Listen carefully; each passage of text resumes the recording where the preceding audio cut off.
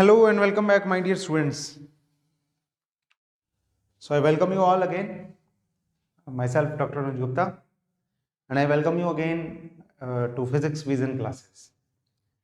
तो जैसा कि आपको पता है, हम मास्टर कैडर की प्रिपरेशन कर रहे हैं और मास्टर कैडर का जितने भी MSc एंट्रेंस के जो एग्ज़ाम्स हैं, जो भी एग्ज़ाम्स ग्रेजुएशन के फिज़िक्स के सिलेबस पे बेस्ड हैं, उन सारे एग्ज़ाम्स में ये हमारा जो कोर्स चल रहा है ये उसमें हेल्पफुल है।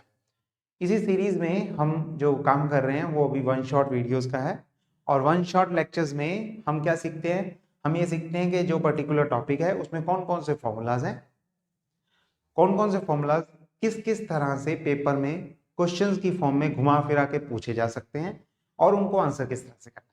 हम ये मेन सारे कॉन्सेप्ट्स की क्विक रिवीजन कर लेते हैं, ठीक है। डिटेल में हम सारी वीडियोस कर चुके हैं, डिटेल में हम वो पॉइंट सीख चुके हैं और वो आपके पास अवेलेबल भी हैं, और नहीं है तो अनरोल कीजिए कोर्स में और हो जाएगा। और जो वीडियोस हैं उसमें हम ये भी सीखते हैं कि कौन सी चीज़ कहाँ पे किस तरह से काम आती है, ठीक। तो वन शॉट शुरू करते हैं। आज का जो हमारा टॉपिक है इसी सिलसिले में वो है इनवर्स स्क्वायर लॉ फोर्स, या फिर मैं बोलूंगा central force, inverse square law force, या हम इसे सेंट्रल फोर्स भी बोल सकते हैं। सेंट्रल फोर्सेस किस तरह से काम करती हैं, किस तरह से हमें उनके साथ जो इक्वेशंस मिलती है उनके साथ हम कैसे खेलते हैं, क्या क्या रिजल्ट्स मिलते हैं वगैरह वगैरह, हम इसमें ये सब सीखेंगे इसमें। ओके, तो चलिए शुरू करते हैं। सबसे पहले टाइप्स ऑफ फोर्सेस से सीखेंगे। तो जब फोर्स की बात कर ही रहे हैं तो सबसे पहले हमें यह सीखना चाहिए कि कितनी तरह के फोर्सेस हैं। तो इसमें 4 तरह की फोर्सेस आती हैं, है ना। कौन कौन सी हैं? ग्रेविटेशनल फोर्स, उसके बाद हम बोल सकते हैं ईएम फोर्स, इलेक्ट्रोमैग्नेटिक फोर्स, है ना, जिसमें कूलम्स लॉ लगता है। ग्रेविटेशनल फोर्स में न्यूटन लॉ ऑफ ग्रेविटेशन की बात करते हैं। Then we have weak forces जो न्यूक्लियर फोर्सेस में लगती हैं, और वो फिर उसके बाद आती हैं स्ट्रॉन्ग फोर्सेस, ये भी न्यूक्लियर टाइप ऑफ फोर्सेस में है। इसमें भी एक क्वेश्चन बनता है कि कौन सी फोर्स ज्यादा, किसका मैग्नीट्यूड कम, किसका मैग्नीट्यूड ज्यादा, ये भी एक अपने आप में क्वेश्चन है। आपको बता दूं ये जो है ये सबसे वीकेस्ट फोर्स है, वीकेस्ट। स्ट्रॉन्ग जो है वो वीक, उसके बाद नंबर 2 पे सबसे वीक है ये वाली, नंबर 2 पे है ये वाली, सबसे स्ट्रॉन्ग जो है वो ये वाली, और इंटरमीडिएट जो है वो ये वाली, ठीक है। तो फोर्स जो ऑफ ग्रेविटेशन है दैट इज द वीकेस्ट, उसके बाद वीक फोर्स, उसके बाद ईएम फोर्स, और उसके बाद स्ट्रॉन्ग फोर्स। तो ये मैग्नीट्यूड है, इनका पता होना चाहिए। पता तो ये भी होना चाहिए कि कितने कितने टाइम्स है, बट अक्सर मास्टर कैडर में नंबर नहीं पूछा जाता, डायरेक्शन पूछी जाती है, कौन स्ट्रॉन्ग कौन वीक, ठीक है। बाय द वे नंबर मैं आपको दे चुका हूँ नोट्स वगैरह में, आप वहां से भी सारे देख सकते हो। तो ये एक क्वेश्चन की एक फॉर्म हो गई। हम कौन कौन सी फोर्सेस में इंटरेस्टेड हैं? Will be discussing these 2 forces in the book of nuclear and particle physics. तो यहाँ पे हम इन दोनों में इंटरेस्टेड नहीं है, हम यहाँ पे सिर्फ 2 बुक्स में इंटरेस्टेड हैं, 2 फोर्सेस में इंटरेस्टेड हैं। कौन कौन सी? ग्रेविटेशनल और ईएम, इलेक्ट्रोमैग्नेटिक। रीजन बीइंग दोनों के दोनों सेंट्रल फोर्सेस हैं, act along the line joining the centres of 2 bodies, right. The direction of the force, whether the gravitational or electromagnetic, is towards the line joining the centers of 2 bodies. तो central forces है, और दोनों के दोनों inverse square law follow करती हैं, दोनों की दोनों long range forces हैं, दोनों की दोनों कुछ और प्रॉपर्टीज फॉलो करती हैं जो कि सेंट्रल फोर्स की प्रॉपर्टीज हैं। तो पहले हम उन्हीं से शुरू करते हैं। सेंट्रल फोर्स में एक प्रॉपर्टी तो ये होती है, प्रॉपर्टीज पे भी क्वेश्चन बन सकता है, तो ध्यान से, इसलिए मैं प्रॉपर्टीज लिख रहा हूं। तो पहला तो एक तो यही है कि वो कंजर्वेटिव फोर्सेज है। कंजर्वेटिव क्या होता है, इस पे भी क्वेश्चन है अपने आप में। कंजर्वेटिव क्या होता है? जो पाथ पे डिपेंड नहीं करता, ठीक है। मींस अगर आप एक पॉइंट से दूसरे पॉइंट पे जा रहे हो तो कौन से रास्ते से जा रहे हो कोई फर्क नहीं पड़ता, आपको उतना ही काम करना पड़ेगा उस फोर्स के अगेंस्ट जितना कि आप एक पाथ से जाओ तब भी, दूसरे पाथ से जाओ तब भी। So conservative forces are the forces the path dependent by which the work done by which forces or against those forces does not depend upon the path and depends upon the initial and final position only, है ना, तो conservative हो गया। इसमें question कैसे पूछा जाता है, ये भी एक प्रॉपर्टी होती है इसकी, दैट कर्ल इज 0। तो ये वाला क्वेश्चन इस फॉर्म में भी बन जाता है, जो कि फिर से आएगा इलेक्ट्रिसिटी एंड मैग्नेटिज्म वाली बुक में। उसमें जब हम कर्ल की डेफिनेशन और वगैरह वगैरह सीखते हैं, डेफिनेशन और ग्रेडियंट वगैरह सब सीखते हैं, तब ये आता है। ठीक है, तो इसमें एक और प्रॉपर्टी होती है इसकी कि इसमें एंगुलर मोमेंटम जो है, एंगुलर मोमेंटम वो कंजर्व रहता है। ये भी इसकी एक बड़ी इंपॉर्टेंट प्रॉपर्टी है। और अगर एंगुलर मोमेंटम कंजर्व रहता है तो मोशन जो है that will be confined in a plane. ये भी इसकी एक बड़ी खूबसूरत प्रॉपर्टी है, that motion is confined in a plane. और सेंट्रल फोर्सेस हैं, यानी कि ये सिर्फ इस तरह से सिर्फ रेडियल कंपोनेंट पे डिपेंड करती हैं, बाकी कंपोनेंट्स पे डिपेंड नहीं करती। ये भी एक प्रॉपर्टी है। और इसमें एक और प्रॉपर्टी, बड़ी खूबसूरत प्रॉपर्टी जो है, एक फॉर्मूला आ जाता है कि ये जो है इनका जो पोटेंशियल एनर्जी जो है, अगर आप उससे फोर्स निकालना चाहो तो इस तरह से निकाल सकते हो, या उल्टा। मैं यहाँ पे पोटेंशियल एनर्जी का डेरिवेटिव ले रहा हूँ, अगर आप पोटेंशियल निकालना चाहते हो तो you will take the integral of the force, so it can go in that way also. ठीक हो गया। तो जब हम इनकी बात करें तो हमें ये सारी प्रॉपर्टीज बिल्कुल क्लियर होनी चाहिए, सभी पे क्वेश्चन बन सकता है। जैसे कि इसमें फोर्स देके पूछ लेंगे कि कंजर्वेटिव है या नहीं है। अगर ग्रेविटेशनल फोर्स है बताओ E या F दिया हुआ है तो उस पर बताओ ये फोर्स कंजर्वेटिव है या नहीं है। एंगुलर मोमेंटम के बेसिस पे क्वेश्चन बड़ी बार आ जाता है, किस तरह से कंजर्व होता है, उसकी इक्वेशन ऑफ मोशन क्या होती है, इस पे क्वेश्चन बन जाता है, उसे हम अभी पढ़ने वाले। ठीक है, ये फॉर्मूला भी आ जाता है, एक दिया हुआ दोनों में से दूसरा पूछा गया है। ठीक, तो ये सारी इसकी प्रॉपर्टीज आपको क्लियर होनी चाहिए। चलो, तो मैं इसे भी इरेज कर देता हूं और एक बार फिर से हम शुरू करते हैं नए वर्ड्स के साथ। तो इसमें दो वर्ड्स आपको बड़े सीखने जरूरी हो जाते हैं। पहला तो है centre of mass, centre of mass. दूसरा एक वर्ड है, सिमिलर वर्ड है, मतलब इसी के साथ में आता है, जरूरी हो जाता है, लेकिन कंफ्यूज मत कर देना उससे। दूसरा है रिड्यूस्ड मास। ठीक है, सेंटर ऑफ मास, रिड्यूस्ड मास।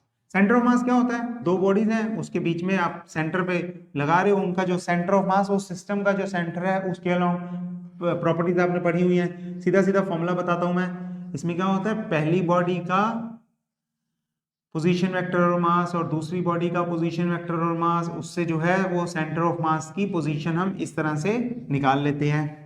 जो सीखने वाली बात ये है कि सेंटर ऑफ मास जो है हैवियर बॉडी की तरफ होता है, हैवियर बॉडी की तरफ शिफ्ट होता है।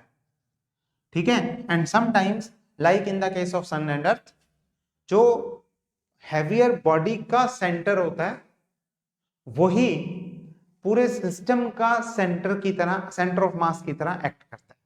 ये हम बात यहाँ पे ये याद होनी चाहिए towards a heavier body. Reduce mass क्या होता है, जब हम टू बॉडी प्रॉब्लम को वन बॉडी प्रॉब्लम में कन्वर्ट करते हैं तो एक मास ले लेते हैं सिस्टम का, उसमें हम इस तरह से लेते हैं, ये लाइटर बॉडी के मास के इक्वल होता है अगर डिफरेंस बहुत ज्यादा है। ठीक, जैसे कि हमने डिस्कस किया हुआ हाइड्रोजन एटम में, तो वहां पे हम इलेक्ट्रॉन का मास कंसीडर करते हैं just because it is the reduced mass and electron is a lighter body than proton, much much lighter than proton, mass of the proton, right. तो ये दोनों वर्ड्स, दोनों पॉइंट्स बड़े अच्छे पॉइंट्स हैं, क्लियर होने चाहिए। इसी में आगे अगर आप चलो तो वेलोसिटी, यहाँ v लिखो सेंटर ऑफ मास की, तो यहाँ पे v1 v2 v1 m1 m2 तो रहेंगी, यहाँ भी v1 v2 कर देना, इस तरह से वो हम कर सकते हैं। ठीक हो गया, तो दो वर्ड्स हमें और सीख लिए हमने, ये बड़े जरूरी हैं, डिटेल में ये भी डिस्कस किए हुए हैं। डिटेल में मैं सारा कुछ डिस्कस कर चुका हूं, यहाँ पे हम सिर्फ फॉर्मूले लिख रहे हैं और उनपे क्वेश्चन कैसा बनता है ये लिख रहे हैं। तो रिड्यूस मास की फॉर्म में अगर क्वेश्चन पूछा जाए जनरली वो एटॉमिक एंड मॉलिक्यूलर स्पेक्ट्रोस्कोपी वाले पार्ट में से पूछा जाता है। अगर सेंटर ऑफ मास में से क्वेश्चन पूछा जाए तो वो पक्का क्लासिकल मैकेनिक्स में से ही क्वेश्चन होगा, चाहे वो elastic and in elastic collision के फ्रेम ऑफ रेफरेंस के बेसिस पे हो या फिर इसी चैप्टर में एनालिटिकल मैकेनिक्स के सेंट्रल फोर्स वाले चैप्टर के बेसिस पे हो, होगा यहीं से ही। ठीक है, इसके बाद जो हमें अगली चीज सीखनी है that is motion of a body. ये आपको याद होना चाहिए, हर टाइम पे पता होना चाहिए। Under the effect of central force, अगर कोई बॉडी सेंट्रल फोर्स के इफेक्ट में मूव कर रही है तो उसका मोशन किस तरह से होगा। जैसे कि सन और अर्थ। अर्थ जो है वो सन के चारों तरफ गेड़े काट रही है, उसके गेड़े लगा रही है ना, घूम रही है, चक्कर मार रही है उसके। क्यों? क्योंकि हमें सन की जरूरत है, गेड़े काटने ही पड़ेंगे, और क्या कर सकते हैं। तो और जब काट रही है तो कौन सा फोर्स लग रहा है? सेंट्रल फोर्स लग रहा है। मोशन प्लेन में है, प्लेन में हो तो हमने पिछले चैप्टर में भी सीखा था, कौन से कोऑर्डिनेट सिस्टम लगेगा? प्लेन पोलर कोऑर्डिनेट सिस्टम लगेगा, प्लेन पोलर, ठीक है, प्लेन पोलर। इसमें आपको याद होगा, अगर मैं एम ए को एफ आर कैप लिख दूं तो कुछ गलत तो नहीं है। फोर्स इज एम ए और फोर्स सेंट्रल में सिस्टम में इस तरह से होती है। और एम में क्या होगा? रिड्यूस मास ले लेंगे एम की जगह पे, ए की जगह पे क्या लेंगे? पिछली बार सीखा था ना, R double dot R cap plus R theta dot cap square वाला फॉर्मूला सीखा था सारा, है ना। एक्सेलरेशन का रेडियल कंपोनेंट भी सीखा था और ट्रांसवर्स कंपोनेंट भी सीखा था। उन्हें लगा के इक्वेशंस को सॉल्व करके हम दो इक्वेशन फाइनली निकालते हैं, ठीक है। मैं सीधा फाइनल डेरिवेशन, सीधा फाइनल रिजल्ट्स लिखूंगा। अभी बीच वाला पॉइंट्स नहीं लिखने मैंने। क्यों नहीं लिख रहे? क्योंकि हम सीख चुके हैं, वो डिटेल में हमने अलग से डिस्कस किए हुए हैं। तो एक इक्वेशन तो आपको याद होनी चाहिए, mu R double dot. Mu R double dot कैसे आया? वैसे आपको आइडिया तो हो गया होगा। This will be equal to mu R theta dot square, radial component लिया है, प्लस एफ आर, यहाँ पे जो माइनस होना था वो उधर जाके प्लस हो गया, तो ये हो गया, ठीक है। एक इक्वेशन कौन सी हुई? रेडियल कंपोनेंट की इक्वेशन। इससे क्या होता है? याद होनी चाहिए, क्या होता है मैं बताऊंगा अभी। दूसरी इक्वेशन हम लिखेंगे ट्रांसवर्स कंपोनेंट की, और ट्रांसवर्स कंपोनेंट में क्या आता था? 2 म्यू तो हम मल्टीप्लाई करेंगे, आर डॉट थीटा डॉट था ना, plus R theta dot square वाली टर्म थी, तो उसकी वजह से हम यहाँ पे लिख देंगे plus mu R double dot theta double dot था, थीटा डबल डॉट वाली टर्म थी। This is equal to 0। क्यों? क्योंकि रेडियल कंपोनेंट ही था सिर्फ फोर्स का, तो एफ आर। और ये जो है इक्वेशन, ये हमें क्या देती है? इसको आप इक्वल टू 0 है डेरिवेटिव की फॉर्म में लिखोगे, कांस्टेंट आ जाएगा। तो इससे हमें मिलता है that angular momentum which is given by mu r square theta dot, this is constant. तो आपको ये इक्वेशन भी याद होनी चाहिए, एंगुलर मोमेंटम की इक्वेशन पर्टिकुलरली याद होनी चाहिए, और रेडियल कंपोनेंट की इक्वेशन भी याद होनी चाहिए। दोनों इक्वेशंस याद कर लो, नहीं याद कर सकते डिटेल वाली वीडियो देख लो। चलें आगे, हो गया, अच्छा काम था, ये भी बढ़िया काम था, हमने सीख लिया। इसके बाद इसमें आता है डिफरेंशियल इक्वेशन, इसी से हम सॉल्व करते हैं। मैं यहीं पे लिखूंगा डिफरेंशियल इक्वेशन। डिफरेंशियल इक्वेशन को आपको याद रखना है, नहीं तो इसके आगे वाले इक्वेशंस रिजल्ट्स याद रख लेना। डिफरेंशियल इक्वेशन है d square u by d theta square, d theta square. U क्या है मैं बता देता हूं पहले। हम ये जो आर ले रहे हैं ना, हम इसी को 1/r को u पुट कर देते हैं to make our the form of the differential equation a little bit simpler. So this will be d square u by d theta square plus u is equal to second order differential equation है, simple सी equation है। Equal to किसके आएगा? Minus mu by L square you square, और क्योंकि जो function of are था वो function of you हो गया, तो ये हो जाएगा f u, where u is 1/r, ठीक है। ये डिफरेंशियल इक्वेशन है, इसके बेसिस पे क्वेश्चन पूछा जाता है, पर लेके चलो कि आपने याद नहीं करनी, याद होती हो तो कर लेना अगर इतना टैलेंट हो तो। हम इसके बेसिस पे सीधा रिजल्ट्स याद करेंगे, नहीं तो एक रिजल्ट मैं अभी करवा रहा हूं, जैसे क्वेश्चन कैसे बनेगा, क्वेश्चन इनमें से कैसे बनेगा वो मैं अभी एक बता रहा हूं। क्वेश्चन बनता है, ये मैं u is equal to 1/r फिर से लिख देता हूं, u is equal to 1/r। Question कैसे बनता है? क्वेश्चन बनेगा ऐसे, if r is equal to let's say a cos theta, r is equal to a cos theta, कुछ पर्टिकुलर रेडियस दे दिया, then find the law of force, find law of force. तो आपको क्या करना होता है इसमें, एक्चुअल में आपको फोर्स की डिपेंडेंस निकालनी है r पे, कितनी है। लॉ ऑफ फोर्स में ये मतलब होता है। कैसे निकालोगे? r को पुट करोगे इस डिफरेंशियल इक्वेशन में, और इस डिफरेंशियल इक्वेशन को पूरी को सॉल्व करोगे। सॉल्व करके आती है, तो इतना लंबा काम कभी भी आप एक नंबर के क्वेश्चन के लिए कर ही नहीं सकते। Don't even try this in your examination hall, never. ठीक है, तो पर्टिकुलर कुछ चीजें आप अगर पहले बाहर ही प्रैक्टिस की हुई हो तो या तो इतनी प्रैक्टिस हो कि आपको सीधा कैलकुलेशन, ओरल कैलकुलेशन से, क्योंकि सिर्फ डिपेंडेंस बतानी है, वो पता लग जाए, या फिर सीधा आंसर याद हो। 2-3 क्वेश्चन आते हैं इसमें, cos थीटा आ सकता है, e पावर थीटा आ सकता है, r पावर सीधा थीटा की पावर डिपेंडेंस दे सकते हैं, कुछ 2-3-4 डिपेंडेंसीज हैं। ठीक है, एक में r पावर क्यूब पे डिपेंडेंस आती है, एक में 4 पे आती है, एक में 5 पे आती है। ये वाला क्वेश्चन जो है इसमें r पावर 5 पे यानी कि इनवर्सली 5 पे डिपेंडेंस आ रही है, तो ये क्वेश्चन पूछा जा चुका है 2 बार। ठीक है, तो इस तरह से आपको ध्यान रखना है। तो डिफरेंशियल इक्वेशन की ऑर्बिट की मोशन की डिफरेंशियल इक्वेशन से हम ऐसी ऐसी चीजें निकाल सकते हैं कोई भी किसी भी स्पेशल केस के लिए। ठीक हो गया? ओके, यहां तक हम पहुंच गए। इसके बाद जो और बड़ी इंपॉर्टेंट फॉर्म्स बनती हैं क्वेश्चंस की, वो देखते हैं। इसमें जब हम सॉल्व करते हैं इस इक्वेशन को, so it is basically N ellipse. Kepler law में हमने सीखा हुआ है, इलिप्टिकल इक्वेशन होती है। तो इसमें हमारे पास एक एसेंट्रिसिटी नाम की टर्म आती है जो कि कॉनिक सेक्शन में बड़ी कॉमनली यूज होती है, राइट? तो आपको यह भी पता होना चाहिए कि एसेंट्रिसिटी की वैल्यूज क्या क्या हैं और उनके लिए कौन सा कॉनिक बनता है। लाइक हमारे पास होता है हाइपरबोला,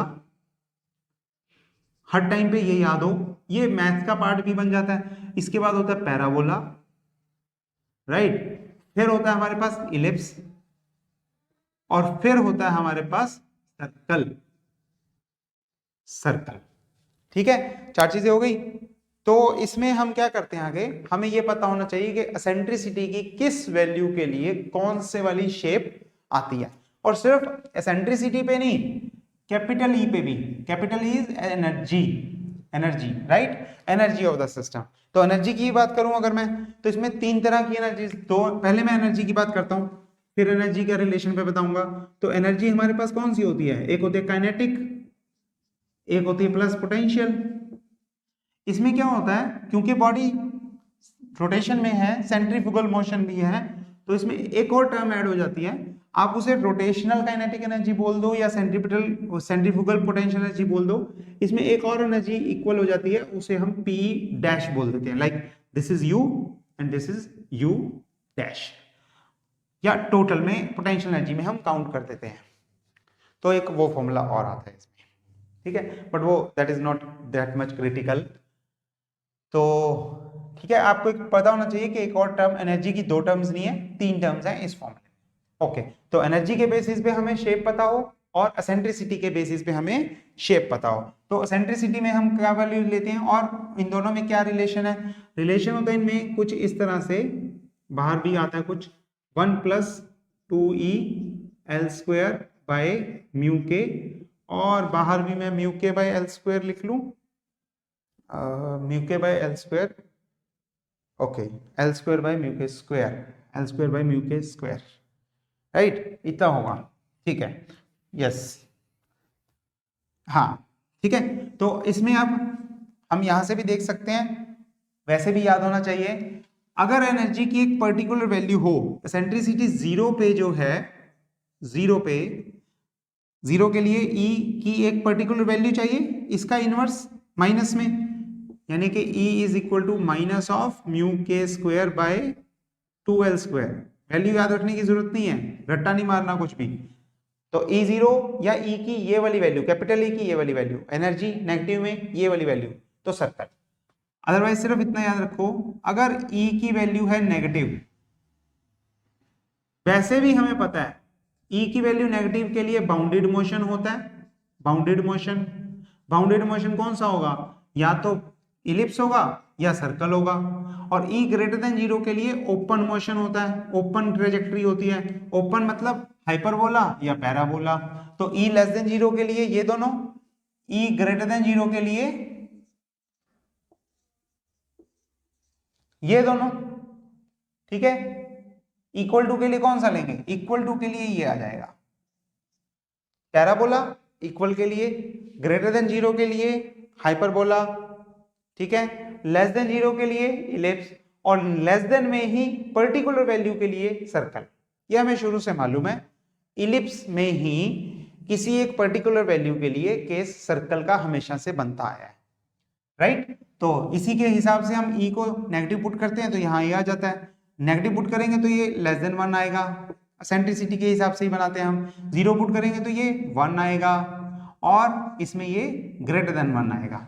तो ये चारों रिजल्ट्स आपको पता हो, इसमें ये वाली वैल्यू याद रखने की जरूरत नहीं पड़ती है वैसे, पर फिर भी याद रख लेना, थोड़ा बहुत रख सको तो रख लेना।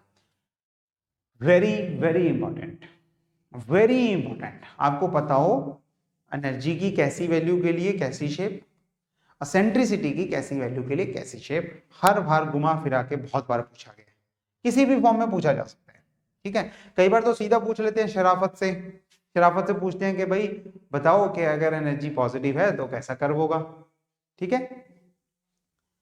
कई बार क्या करते हैं, कई बार पूछते हैं कि रदरफोर्ड एक्सपेरिमेंट में गोल्ड पार्टिकल्स को फेंका, अल्फा पार्टिकल्स को गोल्ड से स्ट्राइक करके वो कैसी शेप में गए, उसके बेसिस पे बताओ कि उनकी एनर्जी पॉजिटिव थी कि नेगेटिव थी, या फिर पॉजिटिव एनर्जी के साथ वो गए, आप बताओ उनकी शेप कैसी थी। तो आपको पता है वो बाहर को जाते हैं ना, हाइपरबोला शेप बनाते हैं, तो यानी कि वो पॉजिटिव एनर्जी से पार्टिकल जा रहे थे।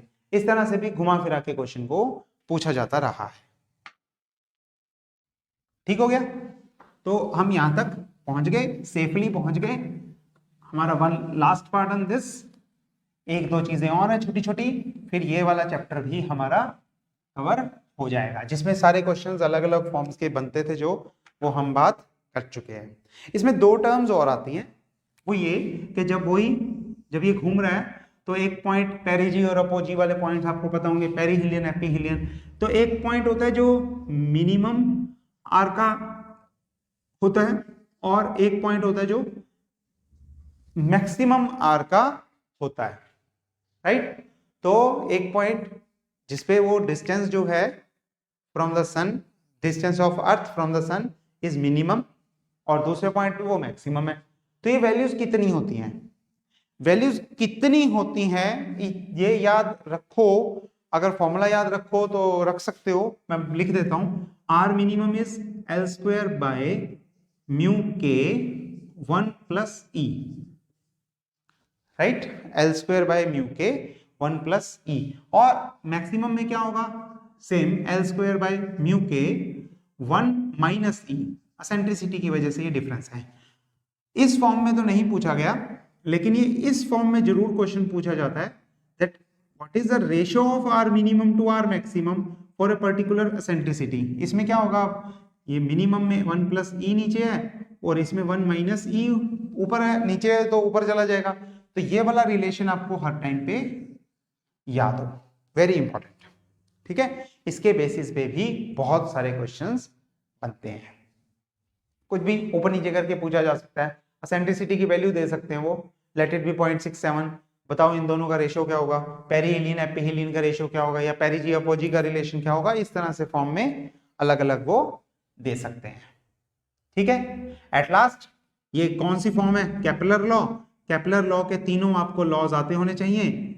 उसमें जो है कौन कौन सा लॉ था, पहला था कि वो इलिप्टिकल पाथ है, इलिप्टिकल पाथ पे ये वाला क्वेश्चन मैंने बता ही दिया आपको, ठीक है। दूसरा क्या था, एरियल वेलोसिटी रिमेन्स कांस्टेंट, तो dA by dt is constant, इस पे भी क्वेश्चन पूछा जा सकता है। और थर्ड कौन सा था, T square is directly proportional to R cube या A cube. A is the semi major axis, ध्यान रहे semi major axis, right.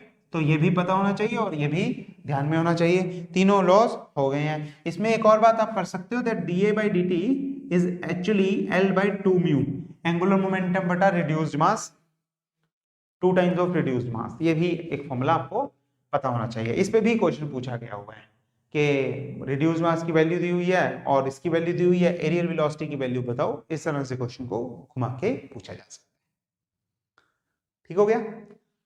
That's it about this long chapter, very long chapter, very important chapter. एक दो question, 3 question आने कोई बड़ी बात नहीं है इसमें से, ठीक है। क्लासिकल मैकेनिक्स में से इसमें से अक्सर क्वेश्चन पूछा जाता है और ये कवर करता है बहुत सारे टॉपिक्स। तो सेंट्रल फोर्सेस कैसी होती हैं, क्या होती हैं, उनकी डिफरेंशियल इक्वेशन क्या है, उनका इक्वेशन ऑफ मोशन क्या है, उनका पाथ में मिनिमम कब होता है, मैक्सिमम कब होता है, कौन कौन से वो रूल फॉलो करते हैं, कौन से लॉज फॉलो करते हैं, वगैरह वगैरह पे सारे बेसिक फॉर्मूलाज जोर लगा के 5-6 फॉर्मूलाज बनते हैं जोर मार के, ठीक है। और वो फॉर्मूलाज थोड़े से टेढ़े हैं, थोड़ी सी मैथमेटिकल कैलकुलेशन या मैथमेटिकल स्किल्स आपकी उनको ज़्यादा डिमांड करते हैं, लेकिन क्योंकि वो फिक्स नंबर ऑफ क्वेश्चंस या फिक्स टाइप के क्वेश्चंस हैं, तो आप याद करके उन्हें अपना काम अच्छे से चला सकते हो, ठीक है। This was all about this chapter. I hope you had a good time with this chapter, और ये पढ़ लेना अच्छे से, समझ लेना जितना भी हो, कहीं भी कोई भी दिक्कत हो मुझे बता देना। हम मिलेंगे अगली वीडियो में, अगले सेशन में, जिसमें अगले टॉपिक्स को सीखेंगे हम, ठीक है। मेन दो मेजर टॉपिक्स जो है वो ये, और इसके साथ में हमने किया था प्लेन पोलर कोऑर्डिनेट और स्फेरिकल पोलर कोऑर्डिनेट सिस्टम वाला, दोनों बहुत इंपॉर्टेंट है, दोनों को अच्छे से करके जाना। चलिए मिलते हैं अगली क्लास में, तब तक के लिए टेक केयर, गुड बाय, शुभ रात्रि, शबा खैर।